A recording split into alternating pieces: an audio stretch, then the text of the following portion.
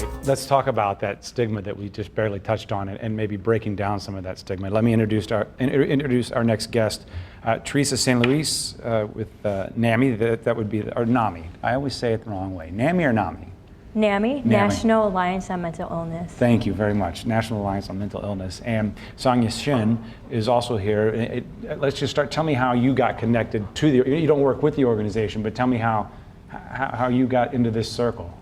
I actually made a video last year about my personal story and what I had been through, and revealed that I had had a suicide attempt years ago, in the hopes of helping people, because there is so much stigma around anything mental health. Mm-hmm.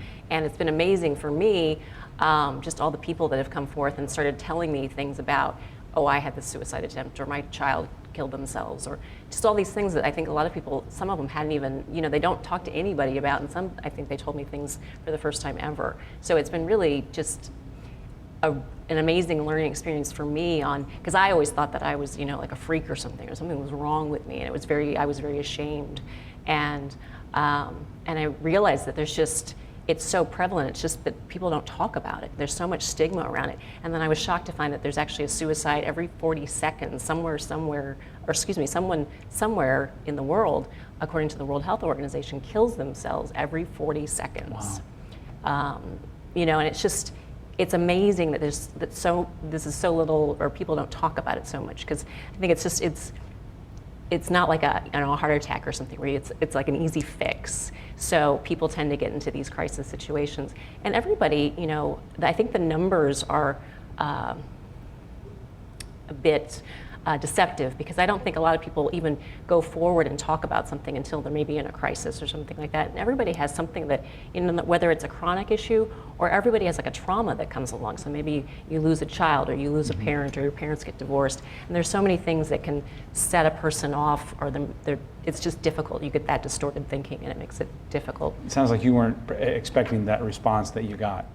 No, not at all. I was amazed. All these people that, they were shocked that I had this situation, because I had accomplished so much. I mean, I've, produced for the Today Show and Nightly News, and I've been a TV reporter in San Francisco and Seattle, and here in St. Louis even.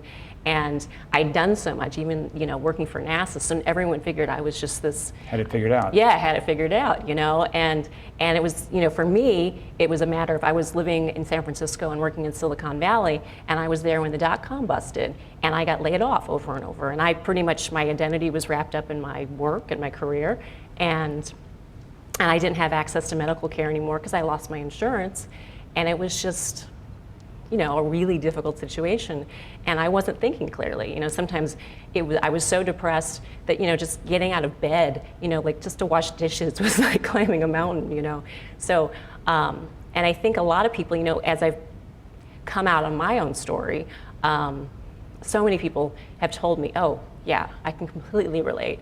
And so I think it's just, someone mentioned, like, should people have to disclose that they have like a mental illness or something, so they're not in these risky professions or high pressure professions.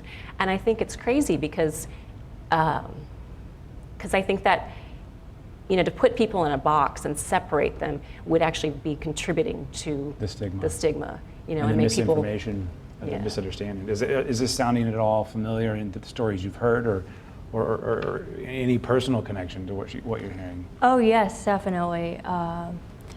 I experienced symptoms as early as preschool, but I don't think anyone, when they're a young child, tells themselves, when I grow up, I want to see a psychiatrist and be diagnosed with mental illness.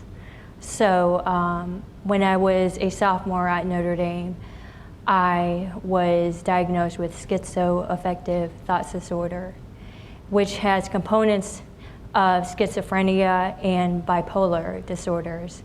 But fortunately, my disorder is very manageable with the help of medication and psychotherapy. But back then, since I'd suffered off and on mental anguish and forms of neurosis or obsessive compulsive disorder, or and psychosis even, where it was difficult for me to function socially and even in school. I have no idea how I got into college the way I did. However, More people could relate to that than you might think. yeah. But certainly in college is when people go away is when diagnoses definitely surface. And I was trying to function as hard as I could, but there was like a boa constrictor like that I was walking around with in a sort of way because I could not look people in the eye. I was very frightened by people's judgments. Different personalities were coming over me, and I was paranoid. I thought people could read my mind. And as well, I had disjointed thoughts. I could not complete a single sentence in its basic form in front of people. And I felt like a complete helpless animal.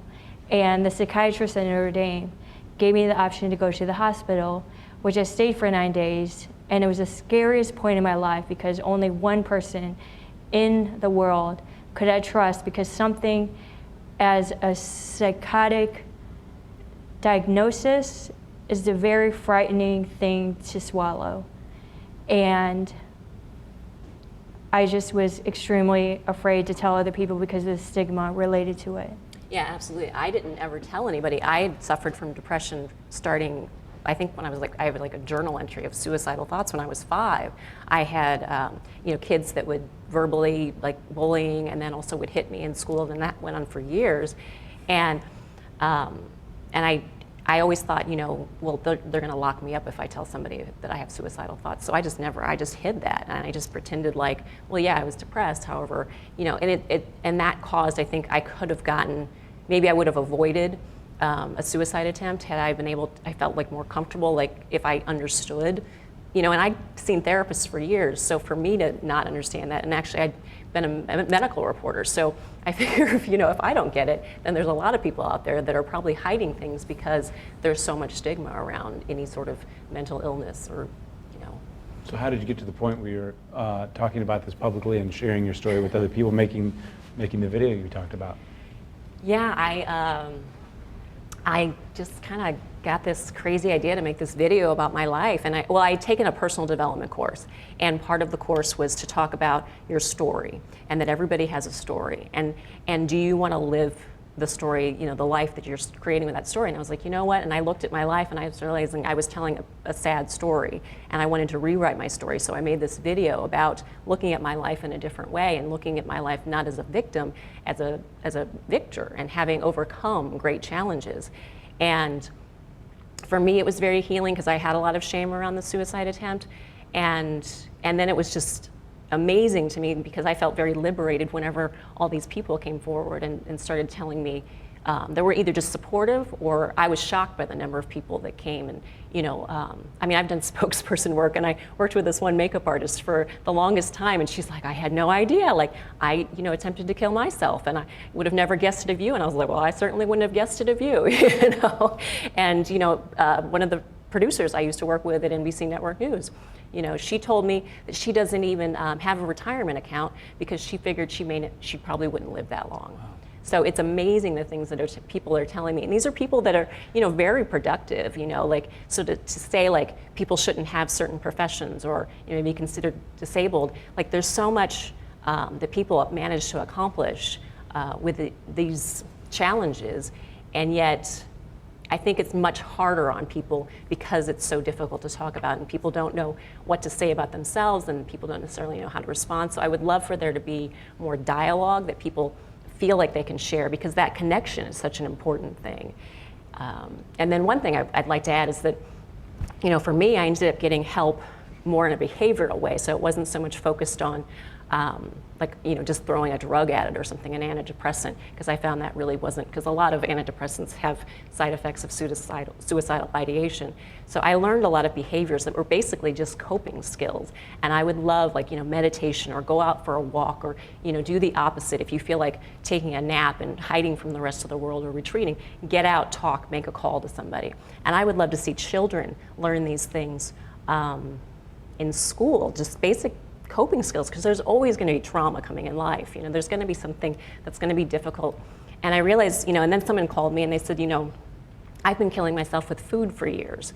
And I realized that all those addictions, like whether it's drinking or overeating or smoking or something, they're just highly ineffective coping skills.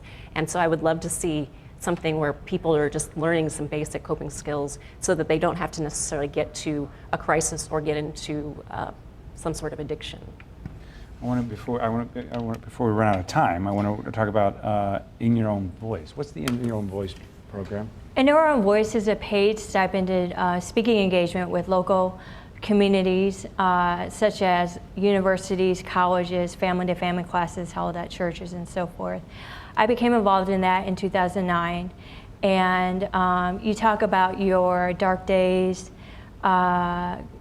acceptance, treatment, coping skills, and then successes, hopes, and dreams. And so I joined this because I had been incredibly blessed with a wonderful recovery story.